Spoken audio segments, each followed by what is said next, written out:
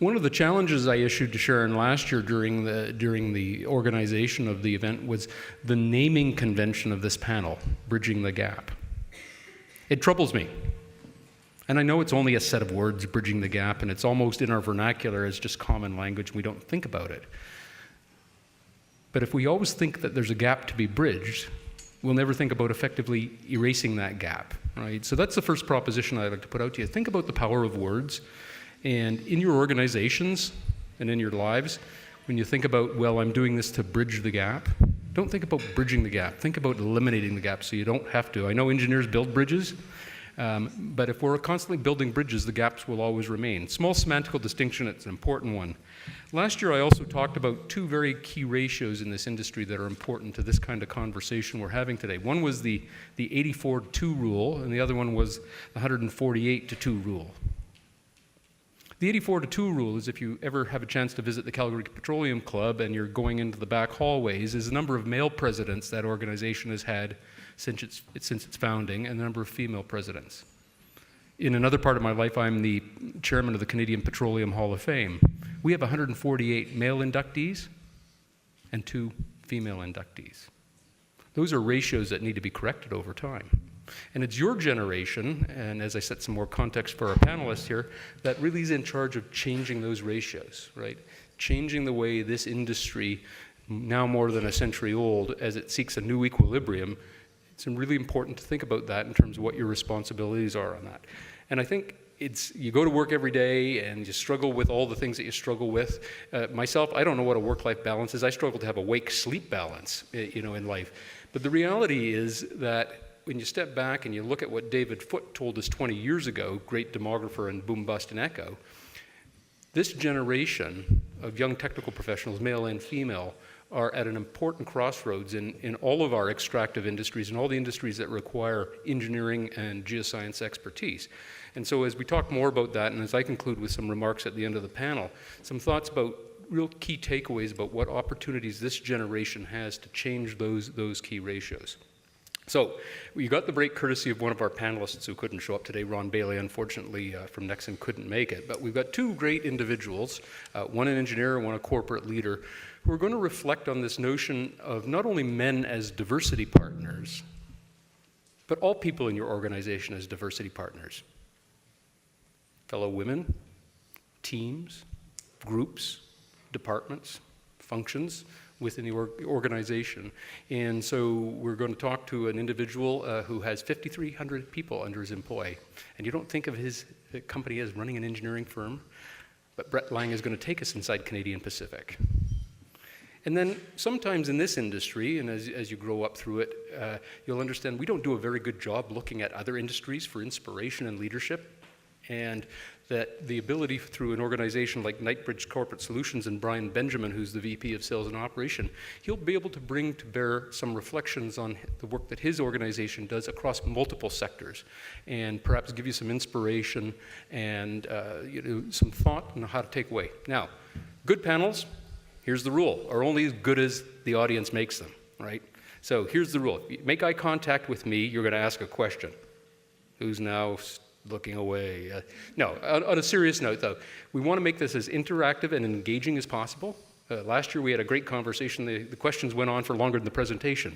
And so feel free to come to the podium from the mic. Delegate somebody from your table. It would be great if every table delegated one person to ask a question that the whole table wants answered to these 2 individuals. Okay? So we're going to start with Brent. And again, very informal. There's no PowerPoint presentations. This is a conversation. It's fluid, it's dynamic. But these guys are here for you, and pepper them with the questions. Don't let them get away unscathed. Brent. Afternoon. Hi. Those people that spoke up get jobs.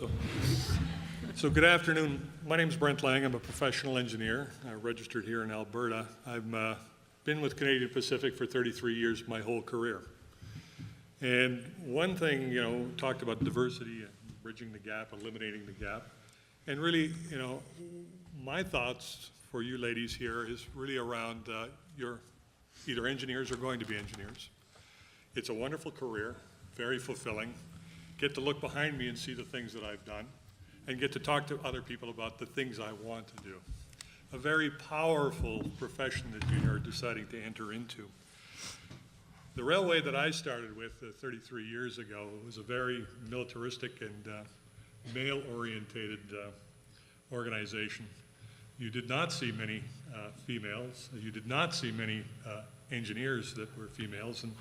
And quite frankly, when I hired on with Canadian Pacific, I was asked if I was just finishing up my undergrad degree at the University of Saskatchewan, and one of my friend's fathers worked for the railway in a senior position. He wanted to know if I wanted to go work for the railway. And I said, doing what? And he said, as an engineer. I said, I didn't go through 4 years of education to drive a train. As it turns out, that's not what he meant. I did not know that the railway hired engineers. And a matter of fact, the railway, I'm giving this opportunity as a little sales pitch as well, is that you also have to look at older industries and say that if you're still in business, obviously you must be doing something right, and you must be doing something that advances the business from where you were. And for us, it really was around, we have a core engineering department that handles structures and track design, more civil engineering type work, but we have engineers within our IT teams. We have mechanical departments that handle freight cars and locomotives, engineering opportunities there as well. Within engineering, there's our geotechnical group, environmental teams, signals and communication, so lots of opportunities for engineers. But again, the diversity issue. So corporations must make a concerted effort at a senior management level to make sure that we have a diverse workforce, because my idea alone will probably not move the needle where we need to go.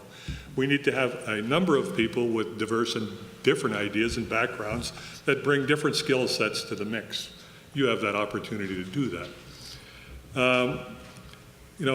Inside Canadian Pacific, I have about 680 engineering managers, of which probably about 80 or 90 are professional engineers. Of that, we have only 2 of our division heads that are female.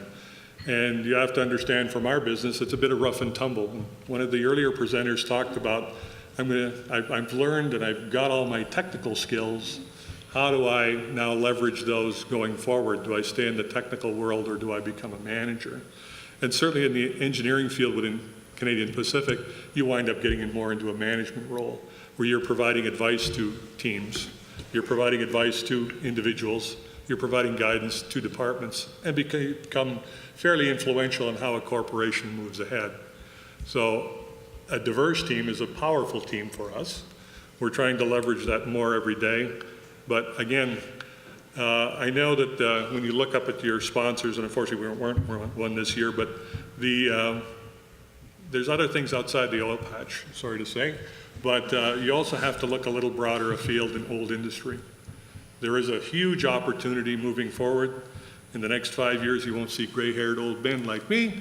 You'll see young people like yourselves taking advantage of a demographic opportunity to make Canada a better place and the world a better place. So what you also have to do is take the opportunity for those workplaces that you're in, is to leverage those people that you know, those old-timers that are in the engineering positions, and how can you leverage them to get what you need as a professional from a technical perspective, or understanding what I need to do moving forward so I can get that manager's job, his job, or the boss's job. So I can go on for quite a while in regards to Canadian Pacific. It is, you probably only get to hear about it when we hit a bear in town, or whether we spilled an oil car somewhere, or anyway, lots of technical things that we're doing, and we're moving Canada's business. So again, to go back to the theme of what we're talking about around diversity, bridging the gap, again, can't talk about it as a gap. It's really, what can I do to get an advantage for myself or work with my peers so that I can get to the next level, either from a technical knowledge perspective, or from a personal perspective, or from a corporate perspective. You're in a great position at this time to leverage all those things that you're learning or are going to learn in the engineering profession. So I'll stop talking around in circles and let Bryan have a shot at it before our time's up.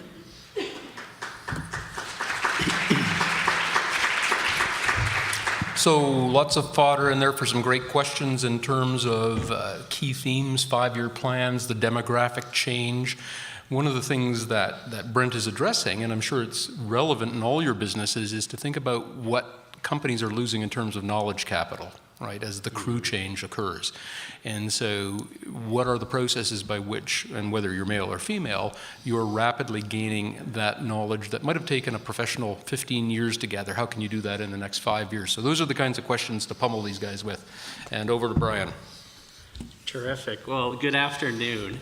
It's great to be here. I speak on panels and give presentations at conferences pretty frequently, and I must say this is the first time I've been asked to present at a conference like this, so I'm very excited at the opportunity to have a discussion with you this afternoon. And as we were talking about, these really are only as good as the conversation that we actually get to engage in this afternoon. So Brian Benjamin, my role at Knightsbridge is to lead the operations for our consulting practice. I've been at Knightsbridge for about 15 years and have the pleasure of leading a diverse team across North America of leadership experts, individuals that spend their days working with our clients on the topic of leadership. How do we get more leaders into our organization? How do we get our teams to work more effectively? How do we accelerate the development of high potential? So the topic of leadership is clearly something very near and dear to me. The topic of women in leadership in particular, regardless of industry and function, is a topic that is coming up more and more and more. We are having conversations on a daily basis with our clients about this topic. And what I hope to bring to you this afternoon is a broader perspective across many of the industries. And I'm going to speak both from the perspective of the organization, so what are the challenges the organization is trying to solve for, as well as from the individual perspective. So individual leaders who maybe are earlier in their career and are looking to drive up through the organization, could be later stage career and are looking for job enrichment. So we can talk about both of those because you can't have one without the other in order to actually achieve some meaningful success in a topic as important as this. So, coming into the event here, I was actually doing a little bit of research and talking with some of my colleagues who actually present quite frequently on this topic. And it's amazing that you cannot go a day without seeing something in the media on this very topic. So today I was looking at, and apparently Facebook and Apple are actually giving money to female employees to freeze their eggs so they can delay having children. The Ontario Securities Commission has taken a very vested interest in looking at representation across organizations and what some of the policies and processes that put in place have now been embraced and adopted by 7 other provinces and 2 territories across the country. So who are the representation of women across these organizations and in key functions? So it's an important topic. So whether you agree with it or whether you don't agree with it, whether it's sort of pop culture and something far-fetched that we're seeing from Facebook or Apple, or whether it's something incredibly serious when we're seeing our securities regulators paying attention to it, organizations need to do something about it and are grappling with it. And very few, I would say, have figured it out in a real meaningful way. So some of the questions that we're hearing more and more and are rolling up our sleeves to try to help organizations and partner with them is around how do we get more female applicants, both into the organization, so following up on what Brent was talking about, how do we get more applicants for senior level roles? How do we increase the attractiveness? How do we make sure it's not just can we have one female in terms of the applicant process, but we want to have a pipeline of females that are actually qualified and interested, and we're creating the right kind of mechanisms to allow them a fair shot. So it's not just getting a role because of a gender, it's getting a role because of the best applicant, and we've created the right kind of dynamic. So we can talk a little bit about some of the biases that exist within organizations. And it's a real topic that they're trying to address in a meaningful way. How do we get broader representation? So if you want to have better conversation, you need to have diversity. If you want to make better decisions, you want to have diversity in the broadest sense. Clearly, male, female, and diversity is one specific slice that's very relevant, but how do we get more diversity in our teams and across our organizations so that ultimately we can make better decisions and push things forward faster and further? How do we make more connection when we are actually making some of these investments? So A great example is we've done a lot of work with women in capital markets. So very different industry, but it's a very relevant topic for that industry. And so having networking events where individuals are coming together across organizations, much like today. But how do we actually make connections so that we can take the opportunity to work on other kind of initiatives within our organization and not just see these as one-off events. So get some real sustainability to it. How do we get more understanding? So what does this topic really mean to us as an organization? What's our point of view on it? What are our employees asking for? So we don't just go away and build a diversity program because we think it's what they need. It's we're co-creating it based on where they're going and how do we actually make this meaningful? And how do we ultimately create more opportunity? And it's amazing, individuals struggle with this topic. So I was so excited to be part of a male panel on this very topic because many organizations worry that, should I have a male sponsor as part of this event? Should it just be female executives who are leading the event? And it's a very real question that individuals need to sort of, mull over and have a specific point of view on. And so I don't think that there's any question that an organization is asking themselves that's silly or irrelevant. As long as they're actually asking the question and taking the topic seriously, we're willing to help them and wrestle it and come to a better outcome. So ultimately, hopefully, we'll have a chance to talk about what's going on across the broader spectrum. It's a very relevant topic. That's the good news. I think it's going to be an even more relevant topic into the future. So I think that's the even better news. As well as it's not one that we're working on in isolation behind closed doors. It's one that we're creating, or actually I should say co-creating in terms of creating more opportunity moving forward so that ultimately we have better organizations. That's what we want at the end of the day. If we have better organizations and individuals have better opportunity and better enrichment within those organizations, whether it's becoming a great technical expert, whether it's becoming a great leadership expert, whether it's marrying the both of them, we just need to figure out, what's the best way to create it in a way that's relevant across the full platform, male and female, and ultimately we're creating a better organization as a result. So again, similar to Brent, I don't want to sort of ramble on. It is a topic that I'm incredibly passionate about, so I want to make sure we leave lots of space for the questions that you have sort of top of mind, whether they're ones that you came in with this morning, or probably more so ones that you thought of as you've heard other presenters today. All right, with that challenge out to the audience, who's going to be brave enough to step to the mic? Eye contact. So I'll start the ball rolling with a couple of questions, and I'll start with Bryan. Sort of diversity, to my mind, is both an art and a science. So when Knightsbridge is guiding its clients on actually harnessing the true power of diversity, what are some of the key things you help your clients understand in terms of great decision making, good return on investment in terms of time and yield on recruiting and retention and that sort of thing? Can you speak to some of the science so some of our folks consider how do I incorporate that kind of thinking into my career strategies, my own development strategies? Yeah, it's a great question. In fact, I wish more of our clients would actually ask that question directly, so we often have to push them to get their thinking to there. But, if I think about it from a couple of perspectives, I think the first and most important piece is to actually have a longer-term time horizon in terms of the thinking. So I heard one of the speakers when I just walked in earlier this afternoon talking about that longer-term time horizon. Organizations also need that longer-term time horizon, because diversity in women in leadership is not something that's going to be relevant in 2014, and then 2015 it's going to be something else. This is something here that's going to stick over the longer term. So working with them to get really concrete about what does this mean for our business over the next 10, 15 plus years, and actually talking about it from the business perspective first. So what's the strategy of our business? So it's not building something and then trying to layer strategy on top of that. It's actually flipping it the other way around. So as an organization, here are our strategic priorities, and as part of that, how do we actually include diversity into that as one of the key enablers to drive our strategy forward? So I find if it's disconnected, it's probably not going to have long-term weight. And if the organization has any kind of turnover, whether it's the CEO or some other top executive, chances are it's going to fizzle by the wayside, and the new guard will be able to do something a little bit different. So we want to actually give it a bit of roots and longer term stick.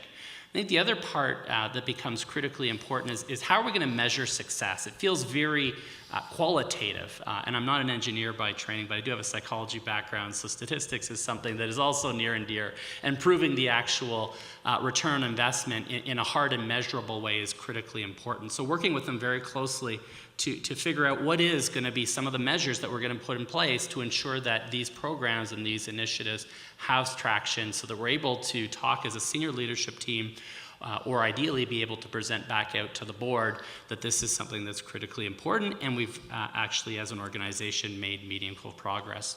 And then the third one is, and this is the one that I think organizations probably struggle with the most, is how do we build connections between dispersed events so that they're not just treated as, okay, we had a Women in Leadership networking event, and then we had a seminar a couple of weeks later, and then maybe in the spring we're going to do this, is what's our longer term strategy, actually getting an organizational sponsorship behind it, giving someone a role, and that is their role or a significant portion of their role versus here's your day job, and oh, by the way, try to increase some diversity and women in leadership when you have time, maybe Friday afternoon between 2 and 2:15, is actually give them some real space and real support and real weight behind it to make it happen. But if they're dispersed events, they're going to have, it's better than doing nothing, but it's not going to have longer term sustainability. So I love that question, and we're trying to help more clients ask that question and be able to answer it for themselves.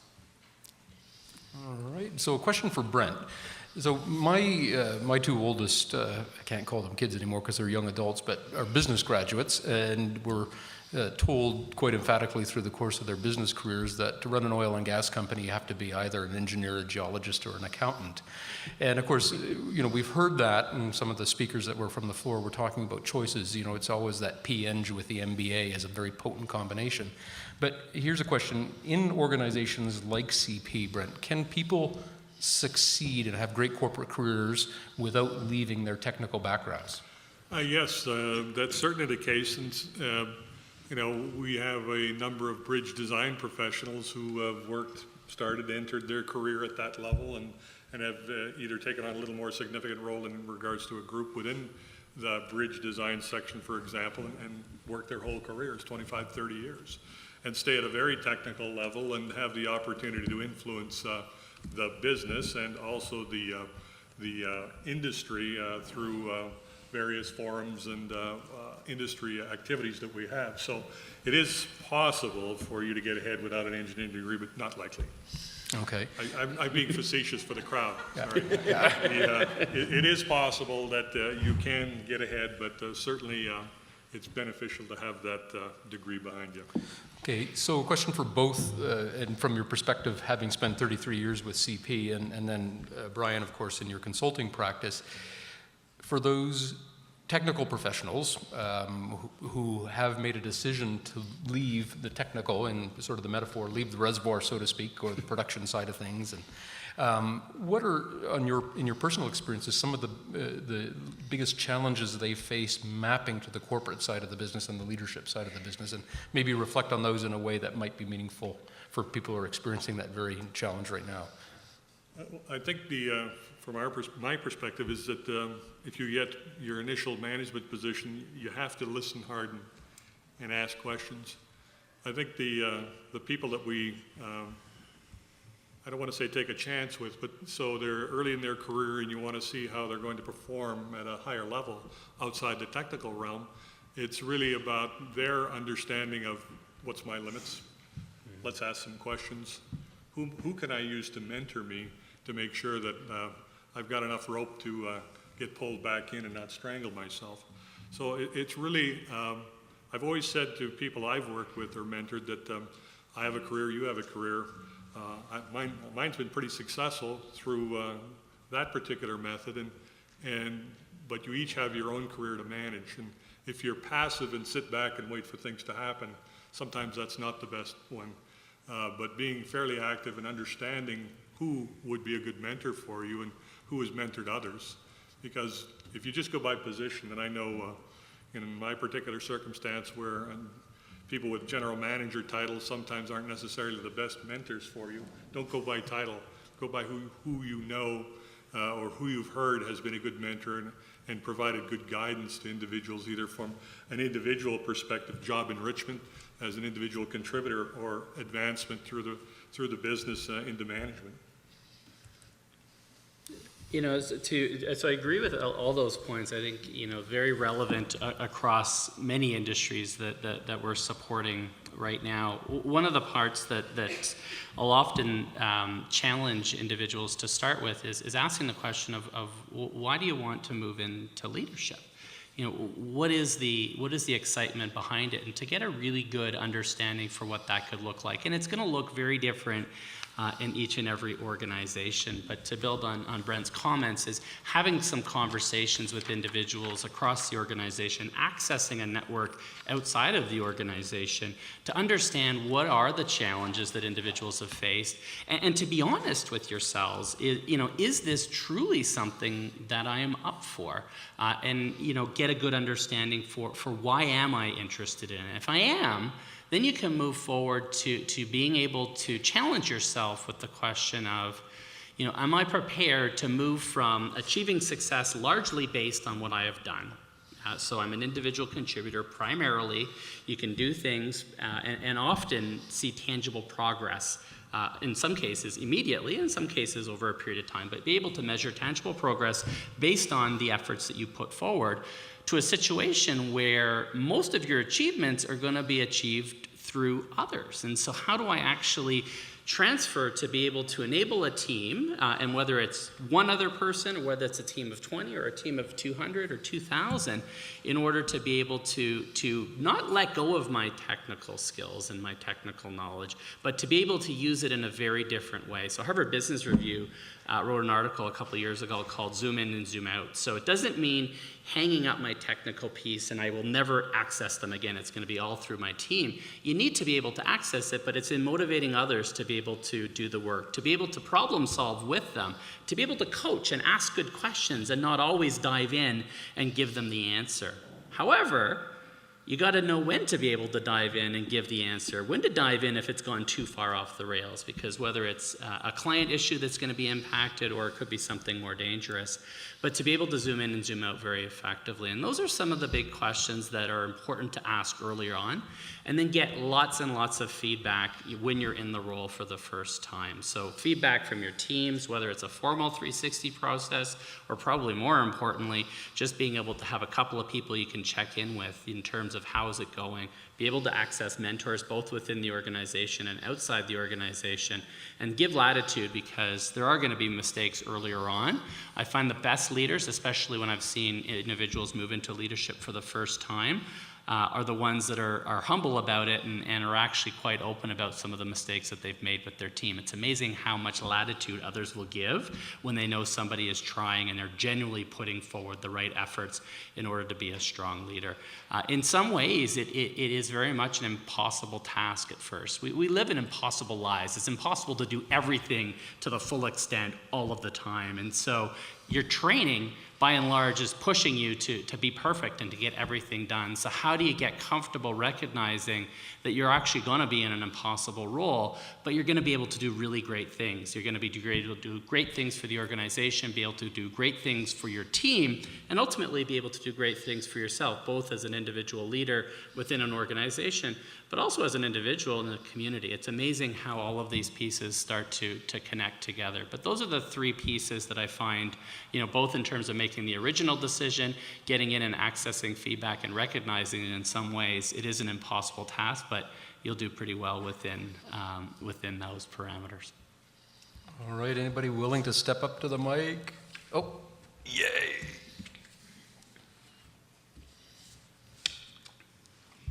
So press these guys hard. They got a wealth of experience and a wealth of perspectives, and interested in frank and candid conversation. Turn the lights up, get the heat going a little more. A couple of the speakers today have referenced lean in and how women can hold themselves back. Have you witnessed that in your organizations? And if you have, how comfortable are you as a male manager to address that on an individual level? I didn't quite catch all of that. I'm partly deaf since I'm older and I've had a couple of kids. it was people being held back. Do you see women holding themselves back? One of the statistics that they talk about in there is that a man will apply for a job when he feels he's 60% qualified, while a woman will wait until they're 100% qualified for the position. Do you witness that? And how comfortable are you in addressing an individual that may be holding herself back? So the short answer is yes, all the time, both within our client organizations, and I even see it within our own organization. So I have 12 direct reports, 8 of them are women, and I couldn't agree more with your comment about needing to be 100% qualified or even 110% qualified versus I have one of the bullets of 20. I think I could probably dive in and figure out the other 19 in the first couple of weeks. And you know, I think both extremes actually are problematic to some extent. And so it wasn't something that came naturally to me early on. I'll be fully transparent with that. I had a much easier time giving direct feedback to male direct reports or males in general within the organization. What I've become better at doing over the years through a lot of trial and error, more error and feedback myself, is to be able to have the same conversation but in a different kind of way. And I've found that it's important to recognize that you're giving feedback on something, and in this case, something that I didn't fully understand. What do you mean you need to be fully qualified? And so the idea of lots of listening up front becomes critically important. The idea of not just sort of saying, well, you know, go for it. You've got 17 of the 20. Off you go. Why wouldn't you? You need to go a step further and to be really concrete, to go back and forth and understand what is holding it back. It's not just the fact that you don't have all of the qualifications. Probably there may be some other people as well, other things. Whether it was someone else applied before and they didn't get it and they didn't have a chance again, or maybe it's, you know, the team that I'm going to be joining, it's an all-male team and I would be the first female. How is that going to look? So the feedback needs to be different, but it definitely needs to be direct. So I spend a lot more time now actually coaching clients in organizations to be able to give that kind of concrete feedback. In order to, the organization can do all kinds of things to make opportunities more open to diverser audiences, but if the individual isn't harnessing their own career, then we're not going to reap the full benefits. So we'll spend a lot of time helping people have those conversations in a way that actually has meaningful impact. So from my experiences, again, that I have seen it where they tend to want I haven't got all the qualifications, I'm not going to apply. And you literally sit down with individuals, women, that feel that way and say, you know, I think you've got what it takes, we're going to help you. You're no different than anybody else. It's really a choice around who's best suited for the job given the skill sets, not gender, sex, whatever. It's really around who's best, and I think you are. And so part of it's really around having those dialogues with individuals at 1 down, my direct reports, 2, 3 down, and trying to understand who's in that talent pool. And how do I coach them, develop them to make sure that they're going to rise, that they're going to maybe move from an individual contributor into that team leader that I need desperately in the future. And so it's really around senior managers making sure that that's a key investment. It's not a chore, it's not a job, it's an investment in people raising their personal stock values so that they're going to achieve their goals and corporate goals at the same time. So for me, it's getting down, talking, going over, looking over cubicles, how you doing? There's a job opening, what do you think? So it's that type of discussion, but it has to happen through the whole organization, not just in my department. So. Thank you. Thank you. Did I see anybody else standing up? I'd like to reflect just absent Ron for a few minutes of the struggle for male presenters at a conference like this is to know that am I being engaging in tokenism when I say this? But last year I spoke to this group and to the degree that female engineers or geoscientists or anybody from the natural sciences have an advantage that they should exploit, it's one of communicative advantage.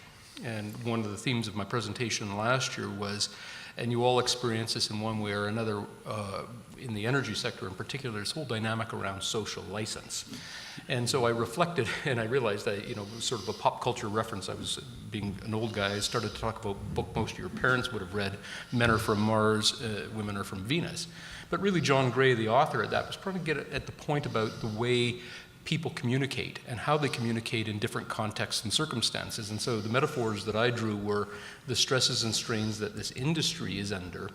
And it's clear from his work and in a lot of the literature on communications that females communicate more empathetically and more meaningfully under stress. And so if you take that as a metaphor for what our industry is under, and whether you're an operating company or a service company or a big EPCM doing a big project in the oil sands space, you have a real advantage to deploy that. It's an industry, we're an industry that's been great and survived an IQ for so many decades, and not so much on the EQ side of things. And yet, when you look at the struggles that we face with our stakeholders, and our stakeholders are our neighbors, they're the folks who go to your barbecues and to your soccer games with your families, and the ones say, are you working for an oil sands producing company? What's in your head? And the challenge is, how do we get away from that? How do we talk about the social license? How do we graduate the social license? And so you should be delving into your communicative toolbox, looking into deeply into some communications theory to understand that from a gender perspective, you have a real advantage to get out in front and to help this industry get out in front of some of the serious challenges it has on the social license. And you know, the advice I give young folks, and just for example, I was coaching my daughter this morning who was going to a job interview with an energy company. I was saying, talk about what their literacy efforts are. What are they doing to change their internal energy literacy dynamics, and in that process change the way the industry is viewed? One of the challenges we face if you audit faculties of engineering across the country is not many people want to go into oil and gas much anymore, right? They're going into other sectors, they're going into other industries. And so we have real opportunity to change that, and there's lots of openings. So reflect about what your communicative advantages are. And you know, if you can go back and find Men Are From Mars and Women Are From Venus, and forget that it's about men and women. Think about the industry and our companies and the way we converse and communicate with our stakeholders as part of that. And think about energy literacy and the challenges we face of building a credible energy sector at an important time. And so that's one thing. I will say that there's a distinct advantage you have, and especially because technology is so much infused in the debate, right? Technology is so much infused in the debate. Men can't explain fracturing in the same way that females can, seriously, in a way that people comprehend and say, okay, well, I'll listen to that. And so, you know, I'm actually, you know, something that we study very carefully in our organization is who we send to certain things for coverage, right? People look at female bylines differently than they look at male bylines in publications, as an example. So that's just an important advantage you have. You may not realize it right now, but if you sort of probe into the science behind it, you'll realize that the male engineer typically it's the encoder decoder model. Well, we gave them our steam to oil ratio improvement over 3 years. Why don't they get about it? And we're losing out the war to social scientists who oppose the industry and who understand that people make meaning not around the facts, but how they feel about them. So exploit that advantage you have in being much more effective communicators, and put that to the top of your CV and your organizations. And it's not only for external communications, but the power of internal communication. So there is my rant on communications. But so come on, I was filling dead air. Oh, come on. Hi, with regards to gender diversity, what's the biggest challenge you've encountered, either in your current position or throughout your career, and how did you overcome it? I think, the greatest one, there's a number, it's a great question. Awareness is really a big part of it, and I find that, you know, right now a lot of people are talking about it, but truly understanding what people mean by it. So if I say gender diversity and you say gender diversity, are we actually talking about the same thing once you scratch beyond the surface of male-female in terms of what does it mean to our business, what does it mean to us personally? And so the best way I've found to actually overcome it is to dig beyond the surface.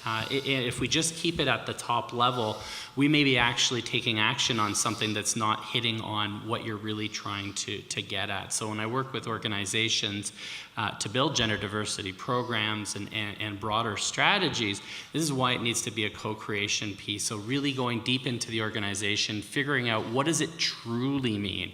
You know, is it about, you know, the roles themselves and being able to have more flexibility in the roles? Is it about creating equality in terms of being able to have a broader applicant pool? Is it about helping people within the organization to become better interviewers so that they're not biased in terms of the individuals and the candidates that they're speaking at? But I find if we don't have that common definition at a deeper level right off the bat, we're probably not going to have meaningful progress over the longer term.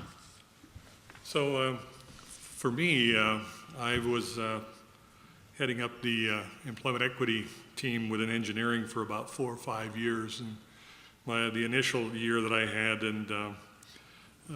was very eye-opening. To Bryan's point, what is, you know, gender diversity, and is it male, female, is it race, is it whatever? And it was really helping me understand that the railway as a whole had a problem in regards to trying to manage and deal with that. And it's almost one person at a time, talking to one individual at a time, people, the decision makers that will hire and that will advertise for positions and make sure that positions are properly written up so that they're not unintentionally excluding people from job selection. So for me, it's how did I deal with that in my career? Stayed the course for a number of years in the employment equity team and trying to develop. But again, it's really once you've passed the baton onto somebody else, it's still trying to leverage and influence the right individuals within the organization to do the right things, to hire the right people, to make sure that we're inclusive and that we're aware of diversity as an empowering feature for the business versus just something that I need to do as a checkbox on an HR form. So that's kind of where I went from. Thank you. Thank you. Great question. It is. Okay. So we're talking about eradicating the gender gap, but on top of there being a gender gap, there's also a salary gap. So that leads to almost a value gap in how women are valued versus how men are valued. What do you guys do in your organizations to try and balance that value gap? So if I get the question right, I want to make sure I'm going to answer it correctly. So is that a gender gap first of all, but then a salary gap? If I've got a male, female, is there a Doing difference the exact same job to the exact same level, being paid, say, 15% less for the woman, which is pretty standard. No, we pay the same. It doesn't matter whether you're purple or not. So it's Well, that's we pay for talent. And the interesting part is, and where I have a challenge now, is that you know, we've had long-term people that have been in the engineering staff, for example, and the ability to attract is difficult in Calgary against the oil patch, and we're seeing entry-level salaries come up, whether it be male or female, it doesn't really matter. We're paying more, and now I have to go back and recalibrate all the people that are there because the gap between existing staff and new hires is closing up quite a bit. But we don't see any difference across male, female. It's a talent grab right now. The box for CP resume gathering will be outside the door at the end. Brent, you see this in all the organizations you advise. Yeah, I think, so the question is a very valid one. The good news is we're seeing more organizations that are paying for the position or paying for the person, male, female, you know, white, purple, I like that. And we're also seeing a whole lot of organizations that still aren't there yet. So that's why I think that, you know, the point is very valid. What I've been doing, and we've been doing at Knightsbridge, is focusing more broadly on the industry as a whole. So this topic of gender equality has been talked about for decades. Is how do we actually elevate this to something that is considered at a deeper and more impactful level. So I talked about in my opening a little bit about the trend that was started by the Ontario Securities Commission about pushing into organizations and putting in policies so they can actually check on the number of females they have in certain executive level roles or even board representation in organizations. And I see that as a real positive. Although it can at some level feel a little bit forced, I think we need to be forced in order to make up for 20 years of just talking about it and not actually doing something about it. So as we see more of these opportunities and we start to see these organizations putting forward those types of that type of scrutiny on it, the salary piece I do believe is we're going to start to see that shift back, because they, better believe when the Securities Commission are on it, people are going to be able to dig in and start to look at salaries between similar people or similar roles and male females in those roles. So as long as we continue to shine the spotlight on organizations that aren't there, but probably more so actually celebrate the organizations that are there and start to actually give some real weight to this topic, I think we'll start to see some continued positive trending. All right, I saw a couple people. Oh, excellent.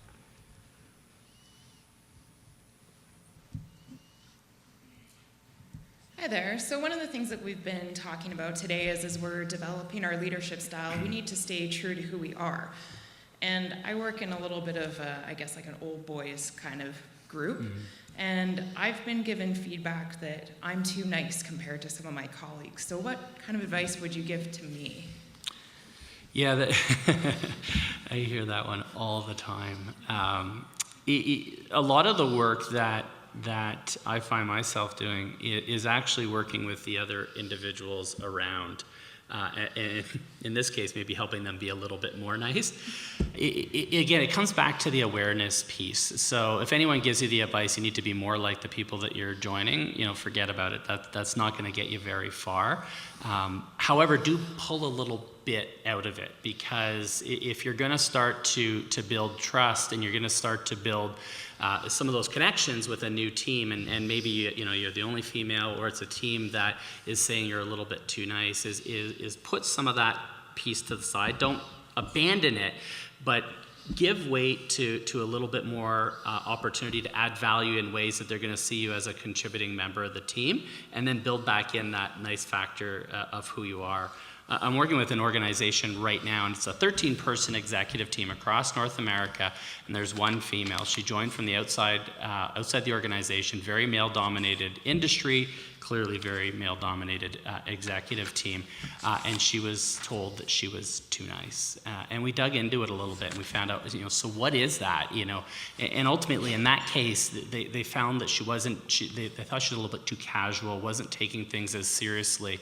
The reality is her actually being nice made the team a lot stronger, because she was able to have better conversations with individuals across the team and not get into a fight and have the whole thing come crumbling down. But I spent more time working with the 12 other people to get over it and to figure out, what was the value that this individual was bringing in? Why did we bring them into the organization in the first place? But I did give her some advice of sort of tone it down a little bit, build the rapport with the broader team because you're the newer member, and then ultimately allow them to see the value that you're going to bring, and then be who you are. That's why we hired you in the first place, and it allows you to get there a little bit quicker. That's great advice from Bryan. I can't trump that. So. Thank you. Thank you. See who can run faster. I'm closer. I work at a very small organization. There's about 30 people. We have no HR, no diversity. The age gap between my approximate level and the senior people is about the gap between me and my father. So there's nobody in between, and I'm the only female in the whole organization. So what advice, what tips can you give for someone like me in a small organization?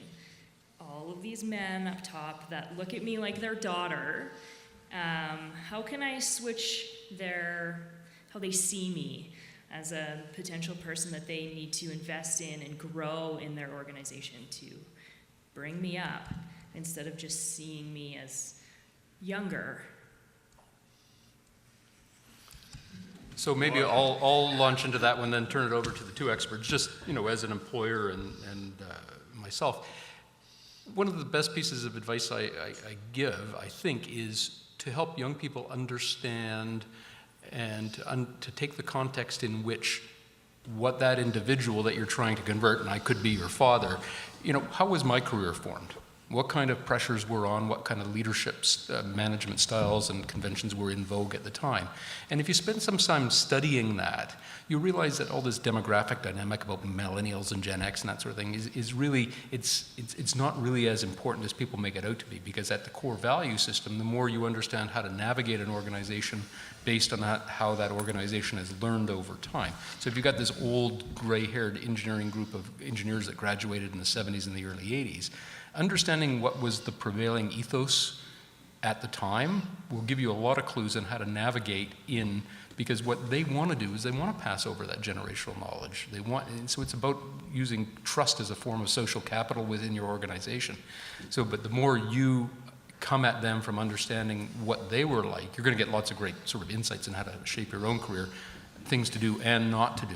But that gets that, and I think one of the themes that's been talked about here is this notion of humility and coming at it, because most older managers and older leaders, they do believe the David Foots of the world and says millennials have a different set of expectations, or Gen X's. I find that, I've got as many Gen Xers in my company that are like me in terms of they're almost old before their time, and I have as many people in their mid-50s like me who behave like millennials, right? So it's the reality is that you're going to get further ahead by understanding, going back into the history of your organization and probing what were some of the big decisions that were made in this company's past and history, and who made them and how were they made, and those. So I'm just trying to set a segue to both you from a corporate point of view, Brent, and then Bryan from your client's point of view. So I take a look at the small firm scenario, and for me, that's when I started with the railway. It was on a smaller division, and so you have a division engineer, an assistant, some project engineers and technicians. So similar thing where the senior manager could have been my father as well, except I had one. But the issue really about that dynamic is if you have a boss who thinks he knows it all, and again, if it's really around an 80s vintage engineer, that particular time was nobody had jobs. And so very happy to have the job that they had, but they're at that point in their career where they are going to have to pass that knowledge on. One of the things I found out as an entry-level engineer was trying to get my ideas across, and it was very difficult. But I did find one key to success. Make your idea your boss's idea. What do you think about this? Versus I would like to do this. Because it kind of comes across as a non-threatening way that you can engage them in a dialogue that says, tell me what you think about this particular idea. Versus I've got a proposal here and you're going to make a decision on it, yes or no. I found it very effective, and I had a guy who would barely talk to me become very animated, very involved, and it actually helped quite a great deal. So it's really engaging them in a dialogue to, again, make your idea become theirs. So the scenario is similar to one that I helped someone with a number of years ago, probably 10 plus. And to first off acknowledge, it's probably frustrating as heck, being able to be in that kind of environment where you want to be able to show the full value that you're able to bring. I want to keep the advice really practical, because the reality is you're probably never going to change them completely. And might as well just call that out right off the bat. However, can we have both? Can you have a situation where they increasingly see the value that you bring from whether it's technical skills or leadership skills or ideas or energy to drive things forward? Building on the comment around the history and acknowledging the history, especially in a smaller organization, it can be really entrenched. At the end of the day, the history shapes who we are today, but ultimately we've got to focus on where we're going on in the future. The client situation I was talking about over a decade ago was a young female who had started with an organization. I think it had 50 or 60, very similar. She was one of, I think, three females at the time. And a couple of the older partners were actually really driving her crazy because they were trying to take her under her wing, but it felt more like a father-daughter kind of relationship. And one of them actually called her kiddo in the hall all of the time. So, hey, kiddo, how's it going? Great idea, kiddo, in a meeting. And the intent was not to put the person down. The intent was not to diminish the idea, but it probably felt very much like that in the moment. And we worked together on a strategy of just, being able to sort of ignore that in the short term, focus on adding value, focus on bringing great ideas forward, focus on having great conversations one-to-one and having impact in a meeting, and then picking the right time. And in her case, they were coming back from a client meeting, and she actually turned to him and said, you know when you call me kiddo, here's how it actually feels. And the individual was probably a bit mortified because the intent wasn't there whatsoever. But if she had done that too early in the situation, it may have actually caused some friction. But she had built rapport. She was seen as a high flyer. They were starting to see the value add. But that sort of layer of, you're a generation or 2 generations away from where I am was feeling like it would, had started to close. So I would say, bite the tongue a little bit in the early days, focus really hard on adding value, and find the right opportunities to either directly, in this case, or subtly start to influence the agenda. And ultimately, if the organization isn't going to see value, I'm actually more concerned in the sustainability of the organization in order to get a next generation of leaders going to drive it forward once people actually start retiring. So they're at a point right now where they don't have an option not to, but I think you've got a big opportunity to help get them there in a way they probably don't even know they need. All right, we had, come on up. I won't let anybody else, oh no. There's a seat up front if you want to grab. All right, we will get, 2 more questions, and this one, and we will get to you on, you get the honor of being the closing question. Thank you. So before you had mentioned about the relative benefit of being a woman, the advantages we have. I used to work in a corporate setting where a male senior colleague approached me and told me that I need to invest in my looks and that it is a real commodity for me professionally. I found it hard not to be offended. But then you were mentioning about the reality of the situation, especially in a very male-dominated environment. And I've seen some of my female colleagues using that to their advantage. And we are talking about realities here. What is your perspectives on that?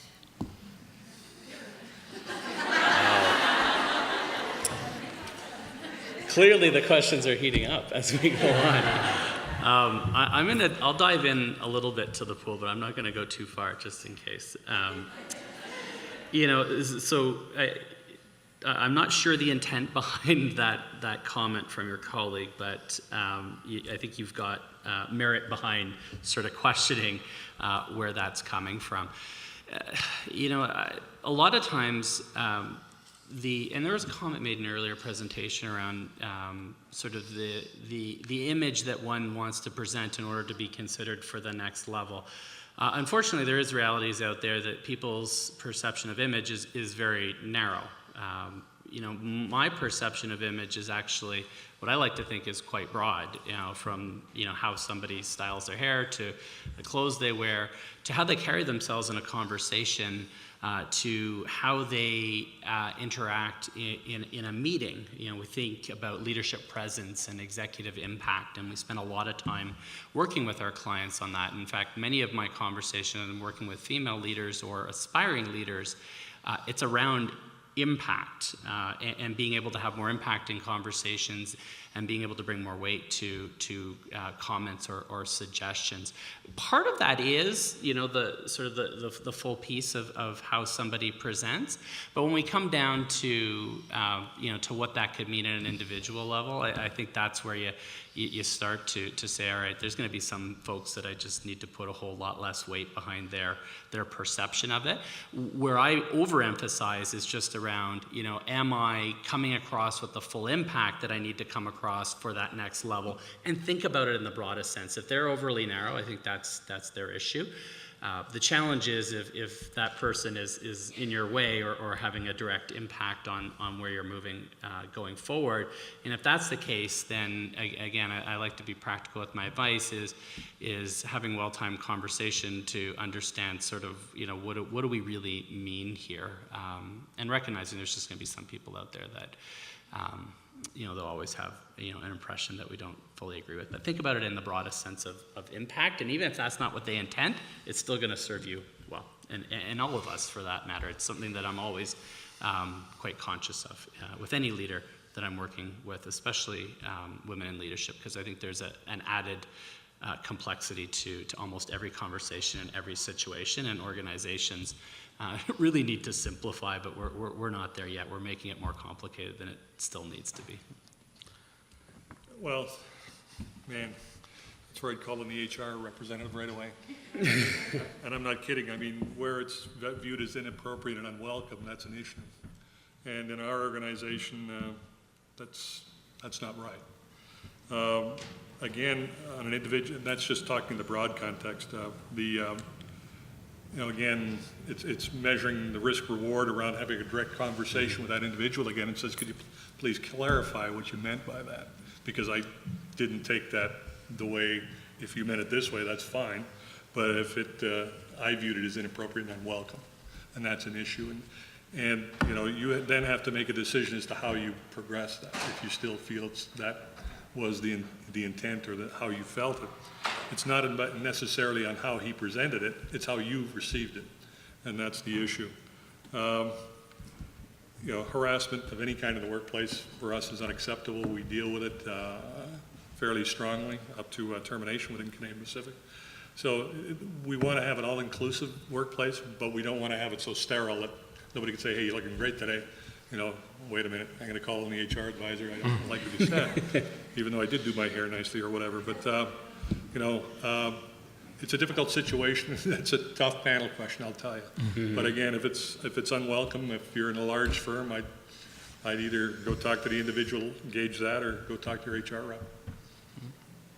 All right, our last question. Come on up. Nobody jump in front of her.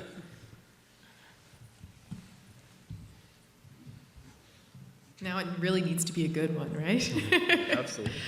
We've been speaking a lot today about what we can do as women and how we're trying to diversify our respective industries and how we can have an impact and how we can present ourselves in ways and how we can bridge the gender gap. But there's another half to that we, and it's you folks. So what do you feel, for Brent, what do you feel that CP has started to do or is doing to address that with the other half of the pie or the card, which really is the bigger half? And Bryan, what do you encourage your clients to do, not only to educate, but for instance, job postings, to tailor them more to the type of people? If you want a diverse faculty within your organization or your company, why are you posting the same job description for a male engineer you did in 1973? So just looking for a little bit. Question. Great questions. Okay, Brent, over to you. Last. What was that question again? When you get older, your memory gets a lot shorter. Canadian Pacific, what are we doing on the men's side? And I talked a little bit about that, is really about individuals taking action to make sure that people understand policies, but it is also straight from the top of the house. That Mr. Harrison, our new CEO, is certainly looking at younger talent, and I think he's shown that in his prior organizations, that he looks for younger, diverse views versus the state-old way we got to where we were today. And you can't do that just by using the same hiring practices. He's looking at that diverse workplace. We're changing our diversity in hiring practices, and it'll become fairly evident, and you have to go there. And he's a realist, and it's not a case where it's bad business to do that. It's good business. It enhances the organization. It makes us a lot stronger, and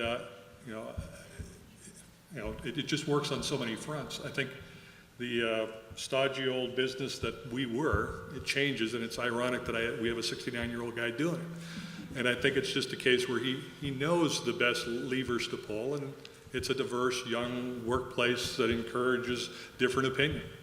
And you can't get that by just having the boss sitting there telling you what you think, what you're going to do. So we expect to see, we've gone through a big change in the last 2 years as an organization, as a company, and I expect that's going to flow right through our whole business as he gets those ideas pushed right through. So we're going to change. We have to because it's the right thing to do. So I'm going to share from two perspectives. The first one's personal, and then I'll talk about what we're focusing on with our clients. I think the question is excellent. In my opening comments, I talked about it is from the perspective of the individual, and a lot of today has been about the individual, and then the equal important part is the role of the organization as the enabler. So I mentioned a couple of questions ago that I've got a team of 12 direct reports and sort of a broader team under them, but 8 of the direct reports are women. And I had actually found myself completely unconsciously being able to, as I had mentioned, give good feedback to some of the male direct reports, have more honest and open conversations. So I took it upon myself to mentor 2 people that were not on my team directly with the specific purpose. They were identified as high potentials within the organization of helping get them elevated. So I was their sponsor, and I was going to do everything I could within my power to move them forward.